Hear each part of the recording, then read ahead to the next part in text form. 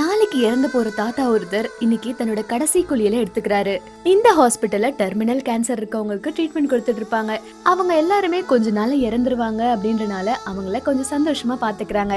அந்த வகையில அங்க ஒருத்தர் இருக்காரு. இவரோட வேலை என்னன்னா, அந்த கேன்சரால இறந்து போக போற பேஷண்ட் கிட்ட உங்களோட ஆசை என்ன அப்படின்ற மாதிரி அவங்க கிட்ட கேட்டு அந்த ஆசையை நிறைவேற்றுறது தான் இவரோட வேலையா இருந்தது.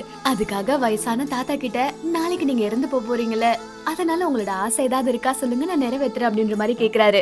உடனே அந்த வயசான தாத்தாவும் எனக்கு இந்த பனிகாலத்தை பார்க்கணும்னு ஆசையா இருக்குன்னு சொன்னதுமே உடனே இவர் அதுக்கேத்த மாதிரி அரேஞ்ச் பண்ணி ஒரு பனிகாலம் மாதிரி செட் பண்றதுக்கு நிறைய ஸ்ப்ரேலாம் வாங்கி அங்க ஸ்ப்ரே பண்ணி விட்டது மட்டும் இல்லாம அந்த டோட்டல் செட்டப்பே அப்படியே மாத்திட்டாரு.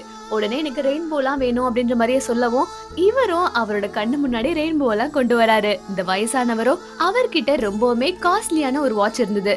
அந்த வாட்சை இந்தா நீ வச்சுக்கோ, நான் தான் நாளைக்கு இறந்து போக போறல, நீ இதை வச்சுக்கோ என் ஞாபகமா அப்படின்ற மாதிரி சொல்றாரு. அது மட்டும் இல்லாம நான் இறந்து போகும்போது என்னோட உடலை என்னோட சொந்த ஊர்ல, அதுவும் என் பொண்டாட்டி இருக்கிற இடத்துக்கு பக்கத்துலயே தான் என்ன புதைக்கணும் அப்படின்ற மாதிரி இவரோட ஆசைப்படுறாரு. இவரும் அதுக்கேத்த மாதிரி அவரை கூட்டிட்டு அவரோட சொந்த ஊருக்கே கிளம்புறாங்க. போற வழியில மெடிக்கல் டீமும் இவங்க கூட வராங்க.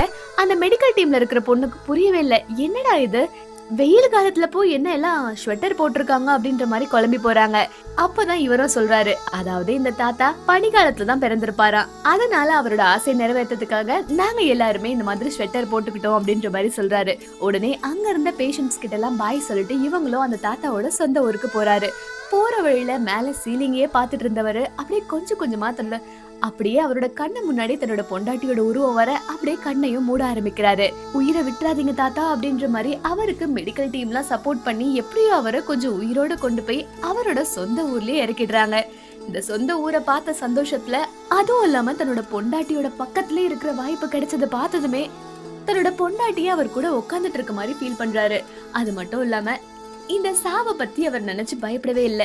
ஏன்னா இறந்து போன பிறகு கண்டிப்பா தான் பொண்டாட்டி கிட்ட தான் போய் சந்தோஷமா இருக்க போறேன் அப்படின்ற மாதிரி கடைசியில சந்தோஷமா சாகுறாரு.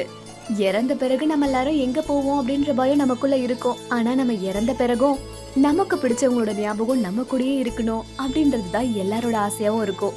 இந்த வீடியோ உங்களுக்கு பிடிச்சிருந்ததுன்னா மறக்காம லைக் அண்ட் சப்ஸ்கிரைப் பண்ணிக்கோங்க.